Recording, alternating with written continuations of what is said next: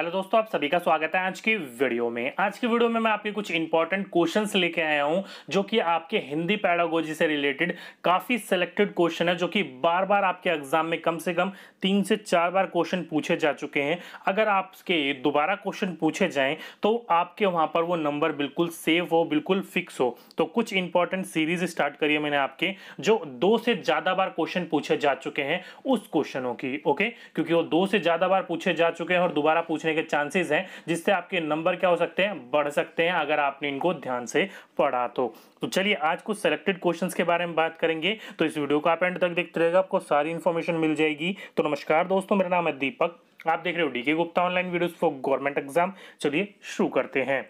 तो आज का पहला क्वेश्चन क्या है, देखिए, भाषा सीखने और भाषा अर्जित करने में अंतर का स्वप्रमुख कारण है। ये क्वेश्चन आप देख चुके हो, कम से कम नहीं तो 4 से 5 बार ये क्वेश्चन पूछा गया है कि भाषा सीखने और भाषा अर्जित करने में अंतर क्या होता है। तो ध्यान रखिएगा, भाषा सीखना जैसे कि आपकी लैंग्वेज 2 जो होती है, चाहे वो इंग्लिश हो, हिंदी हो, अंग्रेजी हो, मराठी हो, तमिल, तेलुगु, उड़िया, कोई सी भी हो, जो कि आप क्या करते हो, भाषा सीखने के लिए कोचिंग में जाते हो, कोचिंग सेंटर लेते हो, सीखने का प्रयास करते हो, अपना क्या कर लगाते हो वहां पर पूरा का पूरा अपना दिमाग, अपना व्यक्तित्व और अपना टाइम देते हो वहां पर, उसे कहते हैं भाषा सीखना। और भाषा अर्जित में कभी भी कोई भी कोचिंग नहीं ली जाती, वो अपने आप ही आप अर्जित करते रहते हो समय के साथ साथ में। इन दोनों के बीच में जो कारण होता है, प्रमुख कारण क्या होता है, वो होता है आपका परिवेश का, मतलब आसपास के वातावरण का। जैसे कि आपका हिंदी है भाषा, समझ लो पहली लैंग्वेज, आप हिंदी भाषा परिवार के हो, तो आपका आसपास का वातावरण कैसा है, हिंदी का, इसलिए आप हिंदी क्या कर लेते हो, सीख लेते हो। कभी भी आपने हिंदी सीखने के लिए कोचिंग या किसी क्लास में गए हो, नहीं। लेकिन इंग्लिश सीखने के लिए, तमिल सीखने के लिए, तेलुगु सीखने के लिए आपको जाना पड़ेगा, अगर आपकी वो लैंग्वेज 2 है तो। इसलिए ऑप्शन नंबर 3 इसका बिल्कुल सही आंसर होगा। दोनों के बीच में क्या अंतर होता है, भाषा परिवेश का। जैसा परिवेश होगा उस प्रकार की आपको भाषा सीखने में मदद होगी। ओके, नेक्स्ट क्वेश्चन क्या बोल रखा है, नैना पहली कक्षा में पढ़ती है, वह मुझे लड्डू बहुत अच्छा लगता है, मैं थक गई आदि वाक्यों का प्रयोग करती है। तो यहां पर देखो, नैना की जगह कुछ और भी दे सकता है, लेकिन वहां पर आपका क्या कर रहा है, नैना कैसी है, एक फीमेल है, एक स्त्री है, जो कि क्या बोल रही है, मुझे लड्डू बहुत अच्छे लगते हैं, मतलब वो लिंग का इस्तेमाल अच्छा कर रही है, वो उसके साथ साथ में स्वरनाम का अच्छा इस्तेमाल कर रही है। और आगे बोल रखा है मैं थक गई। अब वहां पर वो अगर उसको व्याकरण का ज्ञान नहीं होता तो क्या बोल सकती थी, मैं थक गया या फिर और किसी प्रकार का, लेकिन उसको पूर्ण रूप से व्याकरण का ज्ञान है। तो देखा जाए तो ऑप्शन नंबर 4 इसका बिल्कुल सही आंसर था आपका।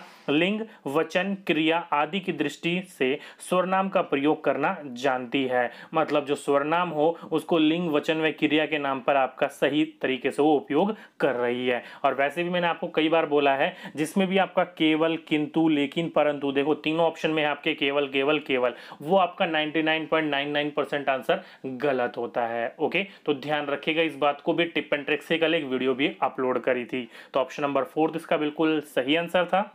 नेक्स्ट क्वेश्चन, अधिगम डैश है। तो अधिगम क्या है आपका, परिवर्तनशील, अपरिवर्तनशील, रूढ़ या अप्रासंगिक। तो ध्यान रखिएगा, अधिगम जो होता है वो आपका समय के साथ और सीखने सिखाने की क्रिया में क्या होता है, आपका परिवर्तनशील होता है। जो आज आपकी किसी व्यक्ति के प्रति सोच है, किसी के प्रति अधिगम है आपका, वो आगे आने वाले साल में चेंज भी हो सकता है या उस प्रकार का भी रह सकता है। इसलिए आपका अधिगम क्या होता है, पूर्ण रूप से क्या होता है, परिवर्तनशील होता है। तो ऑप्शन नंबर 1 इसका बिल्कुल सही आंसर था। नेक्स्ट क्वेश्चन, एक 3 साल के बच्चे से किसी भी एक विषय पर बातचीत की जा सकती है और या फिर जो उसके दायरे में आता है।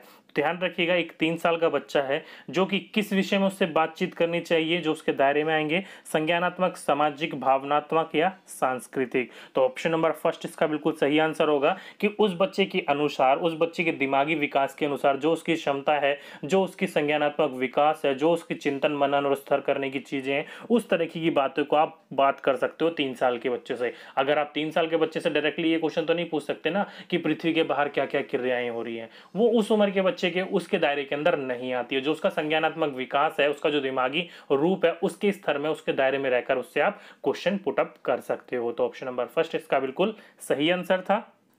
नेक्स्ट क्वेश्चन, चोम्स्की के अनुसार, तो चोम्स्की ने अपनी भाषा के ऊपर जीन पियाजे और वाइगोस्की ने अपने अपने कुछ विचार दिए थे। चोम्स्की ने क्या कहा था कि बच्चे के अंदर जन्म से ही LAD होता है, लैंग्वेज एक्विजिशन डिवाइस होता है, उसके अंदर सार्वभौमिक व्याकरण उसके अंदर जन्म से ही होता है। तो क्या होगा इसका आंसर, देख सकते हो ऑप्शन नंबर कौन सा होगा इसका बिल्कुल सही आंसर, ऑप्शन नंबर पहला इसका बिल्कुल सही आंसर था कि भाषा की क्षमता जन्मजात होती है। चोम्स्की के अनुसार यही कहा गया था कि बच्चा क्या होता है, इनबॉर्न उसके अंदर एबिलिटी होती है भाषा को सीखने की, भाषा को प्रयोग करने की। ओके, तो ऑप्शन नंबर फर्स्ट इसका बिल्कुल सही आंसर था। नेक्स्ट क्वेश्चन, भाषा के शब्द के अर्थ स्पष्ट करने की अपेक्षाकृत ज्यादा बेहतर पद्धति है। तो आपका भाषा के शब्द का अर्थ स्पष्ट करने के लिए कौन सी बेहतर पद्धति होगी? पहला, शिक्षण द्वारा स्वयं अर्थ स्पष्ट करना, मतलब शिक्षक जो होगा आपका उसमें आपका क्या कर रहा है, वो खुद ही उस स्पष्ट कर रहा है सभी अर्थों को।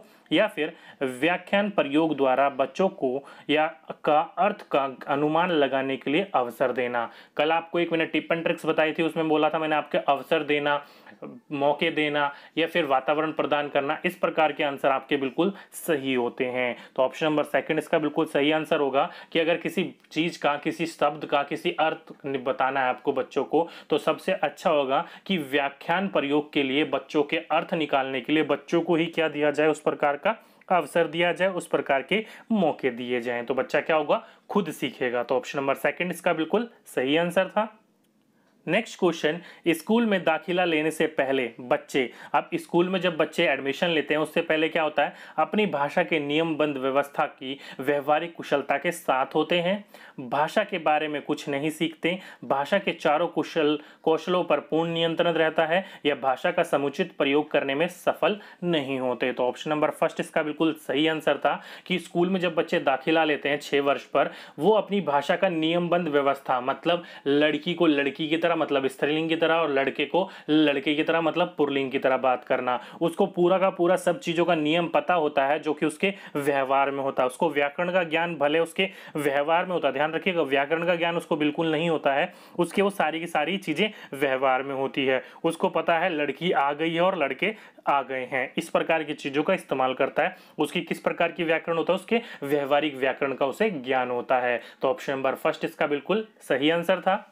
नेक्स्ट क्वेश्चन, सुलेखा जब तब अपने बच्चों के साथ बातचीत करती रहती है वह, तो ध्यान रखिएगा सुलेखा एक, वो अपने बच्चों के साथ बातचीत करती रहती है, वो क्या होगा, सदैव बच्चों की परीक्षा ले रही है, समय नष्ट कर रही है, बच्चों को भाषा अर्जित करने के लिए प्रवेश दे रही है। तो ऑप्शन नंबर थर्ड इसका बिल्कुल सही आंसर है कि वो बच्चों से क्या कर रही है, बार बार वार्तालाप कर रही है, कभी भी किसी वक्त भी। तो क्या कर रही है वो बच्चों को, तो बच्चों को मौका प्रदान कर रही है, भाषा अर्जित करने के लिए प्रवेश दे रही है। तो ऑप्शन नंबर थर्ड इसका बिल्कुल सही आंसर था। नेक्स्ट क्वेश्चन, अर्थ की गहनता को समझने में कौन सी पद्धति सर्वाधिक रूप से सहायक है। तो ये वाला क्वेश्चन तो आप देखते ही लगा लेना चाहिए था आपको कि किसी के भी अर्थ को अच्छी तरीके से समझने के लिए किस प्रकार का पाठन करते हो आप, मौन पाठन करते हो। जैसे कि आपने देखा होगा अभी आपके सीटेट के एग्जाम चल रहे हैं, तो कुछ किताब आप धीरे से पढ़ते होंगे, कुछ क्या सारी चीजें आप क्या पढ़ते होंगे, मौन पाठन, यानी कि अपने मन मन में चिल्ला चिल्ला के तो नहीं पढ़ते ना सर, पाठन तो नहीं करते ना, क्यों, क्योंकि वो बच्चों के लिए होता है। किसी भी चीज को भी अर्थ ग्रहण करने के लिए आप क्या करते हो, उसका मौन करते हो, अपने मन मन में ही किताब को देखकर पढ़ते रहते हो। तो मौन पाठन के द्वारा अर्थ की गहनता को समझने में सबसे ज्यादा महत्वपूर्ण सहायता करता है वो। नेक्स्ट क्वेश्चन, भाषा की कक्षा में आप किस बात पर सर्वाधिक बल देंगे। भाषा की कक्षा है, सबसे ज्यादा महत्वपूर्ण आपके लिए क्या होगा वहां पर, भाषा की परीक्षा, भाषा प्रयोग संबंधित गतिविधियों में सभी बच्चों की सहकारी भागीदारी। तो ऑप्शन नंबर सेकंड ही इसका बिल्कुल सही आंसर था कि भाषा के प्रयोग जब भी हो रहा हो, उससे संबंधित जब गतिविधियां करवाई जा रही हो, उसमें क्या करना है आपको, सभी के सभी बच्चे पार्टिसिपेट कर रहे हैं, आपको वहां सक्रिय भागीदारी है या नहीं है, इन चीजों के ऊपर हमें फोकस करना चाहिए। तो ऑप्शन नंबर सेकंड इसका बिल्कुल सही आंसर था। नेक्स्ट क्वेश्चन, भाषा सीखने सिखाने के संदर्भ में कौन सा कथन सही नहीं है। ये तो लगा लो कम से कम 5 से 6 बार क्वेश्चन पूछा जा चुका है कि भाषा सीखने सिखाने के संदर्भ में कौन सा आपका सही नहीं हो सकता। तो देखते ही लगा लेना चाहिए था आपको ऑप्शन नंबर फोर्थ कि भाषा विद्यालय में अर्जित की जाती है, यानी कहने का तात्पर्य इसका यहाँ पर ये है कि भाषा केवल विद्यालय में ही सीखी जाती है और कहीं नहीं सीखी जाती। ये तो बिल्कुल ही गलत है। ध्यान रखिएगा जो बच्चा होता है स्कूल में प्रवेश लेने से पहले ही आपको कम से कम उसको 2 या उससे अधिक भाषाओं का ज्ञान हो जाता है। तो ऑप्शन नंबर फोर्थ इसका नहीं था और हमसे नहीं ही पूछा गया था। नेक्स्ट क्वेश्चन, विद्यालय आने से पूर्व बच्चे के पास, तो बच्चे जब विद्यालय में आते हैं तो उसके पास क्या होता है, 5000 व्याख्याएं होते हैं। दूसरा, अपनी भाषा की जटिल और समृद्ध संरचनाएं होती है। तीसरा, अपनी भाषा का संपूर्ण बाल साहित्य होता है। या चौथा, 5000 शब्द होते हैं। तो ध्यान रखिएगा, ये जो शब्दों की बात करी जा रही है ये कहीं पर भी आपका पूर्ण रूप से डिस्ट्रीब्यूट नहीं होता है कि 5000, 10,000 या उसका कुछ अप्रोक्सीमेटली नंबर सिस्टम होते हैं। ओके, लेकिन यहाँ पर इसका उत्तर जो देना सबसे सही रहेगा वो होगा ऑप्शन नंबर सेकंड, कि भाषा की जटिल और समृद्ध संरचनाएं, यानी कि भाषा का प्रयोग किस प्रकार से करना है, किस प्रकार से अपने व्यवहार में लाकर उसको व्याकरणीय रूप में प्रयोग करना है, उन चीज़ों का ज्ञान बच्चों के अंदर आ जाता है, उन चीज़ों का बच्चों के अंदर समझ आ जाती है। वो अपने विचार को दूसरों के सामने प्रकट कर सकते हैं और दूसरों के विचार को समझ सकते हैं। तो ऑप्शन नंबर सेकंड इसका बिल्कुल सही आंसर था।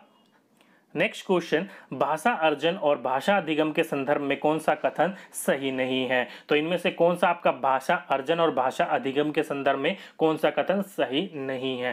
पहले क्वेश्चन पूछा गया था कौन सा इन दोनों के बीच में अंतर है, अब पूछा जा रहा है इसमें कौन सा सही नहीं है। पहला बोल रखा है भाषा अर्जन में विभिन्न संकल्पनाएं मातृभाषा में बनती है। दूसरा बोल रखा है भाषा अधिगम में कभी भी अनुवाद का सहारा नहीं लिया जाता। तीसरा, भाषा अर्जन सहज और स्वाभाविक होता है जबकि भाषा अधिगम प्रयासपूर्ण होता है। ये तो बिल्कुल ही आपका राइट आंसर था और ये सही भी है कि भाषा अर्जन क्या होता है वो स्वाभाविक हो जाता है, लेकिन अधिगम क्या होता है हमें अपना प्रयास करना पड़ता है, कोचिंग्स में जाना पड़ता है। और चौथा है सांस्कृतिक विभिन्नताएं भाषा अर्जन और भाषा अधिगम को प्रभावित करने वाला महत्वपूर्ण कारक है। तो ये तो बिल्कुल सही बात है, आपका जो सांस्कृतिक विभिन्नताएं होती हैं उससे भी रिलेटेड आपकी भाषा सीखने सिखाने को प्रभावित होता है, चाहे वो अर्जन हो चाहे वो अधिगम हो। लास्ट तो दोनों ऑप्शन बिल्कुल सही है, लेकिन ऑप्शन ए और दो में से एक आपको ऐसा चुनना है जो सही नहीं होगा। तो ऑप्शन नंबर सेकंड देखने से पता लग जाना चाहिए आपको, कभी भी रटने के ऊपर अनुवाद के ऊपर बात फोकस नहीं किया जाता। तो जो कौन सा कथन नहीं था वो आपका ऑप्शन नंबर सेकंड इसका बिल्कुल सही था कि भाषा अधिगम में कभी भी अनुवाद का सहारा नहीं लिया जाता। उसमें सीखने सिखाने की प्रक्रिया में जो आप सीख रहे हो वो क्या करवाया जाता है, आपका अनुवाद का सहारा नहीं लिया जाता, और ये आपका गलत था। ओके, तो ऑप्शन नंबर सेकंड इसका बिल्कुल सही आंसर था।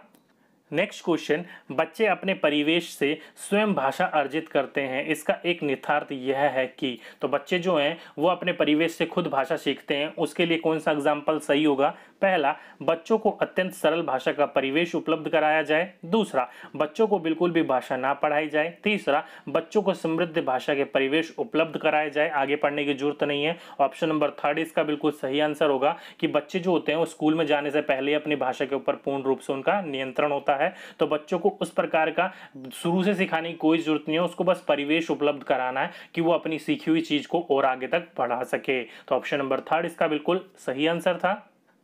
नेक्स्ट क्वेश्चन, एक बहुसांस्कृतिक पृष्ठभूमि वाले कक्षा में भाषा सीखने के बारे में कौन सा विचार उचित है? तो ध्यान रखिए कैसी क्लास है आपकी, बहुसांस्कृतिक है, मतलब एक से या फिर दो से अधिक प्रकार के आपके समाज के व्यक्ति या बच्चे वहां पर आते हैं पढ़ने के लिए। तो भाषा सीखने के बारे में कौन सा विचार उचित होगा? पहला, अत्यधिक पुस्तकों का निर्माण किया जाए। दूसरा, भाषा सीखने के लिए व्याकरणीय नियमों का या और अत्यधिक प्रयोग होना चाहिए। तो ये तो बिल्कुल ही गलत होगा कि व्याकरणीय नियमों के लिए उसके लिए अनेक से अनेक प्रकार की सीखनी चाहिए। वैसे भी मैंने आपको कल एंड ट्रिप एंड ट्रिक्स में बताया था, कभी भी व्याकरण के ऊपर ज्ञान नहीं दिया जाता, व्याकरण के ऊपर जोर नहीं दिया जाता, वो आपके बाद में जाकर जब आप उच्च में चले जाते हो वहां पर व्याकरण पर जोर दिया जाता है। ओके, तीसरा बोल रखा है भाषा परिवेश का निर्माण किया जाए ताकि भाषा अर्जन की सहज स्थिति बन सके, और यही आपका बिल्कुल सही आंसर होगा कि भाषा परिवेश का आपको निर्माण करना है, क्योंकि आपकी क्लास कैसी है, बहुसांस्कृतिक है, आपके वहां पर भाषाओं को जानने वाले बच्चे हैं, तो उसके लिए उस प्रकार का परिवेश आपको उपलब्ध कराना है जिसमें भाषा अर्जन में क्या होगी, आपकी वो सहायता करेगी और बच्चों को सीखने सिखाने की प्रक्रिया का आगे लेकर जाएगी। तो ऑप्शन नंबर थर्ड इसका बिल्कुल सही आंसर था। नेक्स्ट क्वेश्चन, प्राथमिक स्तर पर भाषा शिक्षण का उद्देश्य है। तो प्राथमिक स्तर पर आपका भाषा शिक्षण का क्या उद्देश्य है?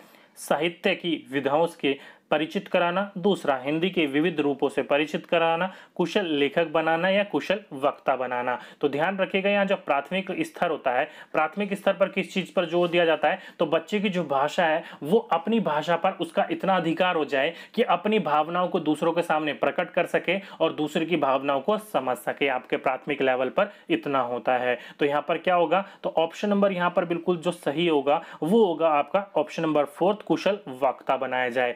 मतलब अपनी चीज को दूसरों के सामने व्यक्त कर सके और दूसरों की बीच चीजों को समझ सके और अपनी उस बात पर रिप्लाई कर सके, वक्ता बनाना होता है उसको। ओके, तो ऑप्शन नंबर 4 इसका बिल्कुल सही आंसर था।